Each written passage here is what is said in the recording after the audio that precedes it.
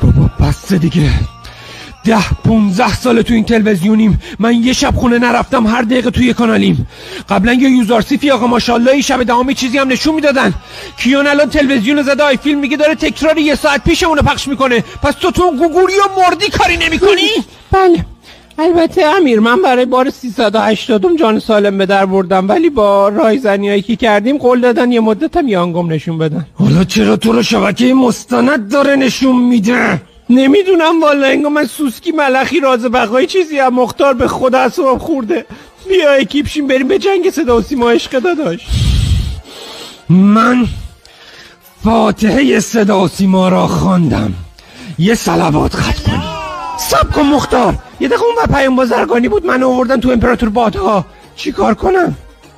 چرا جمونگا رو میریزین تو امپراتور بادها؟ حق داری که خسته بشی ستون.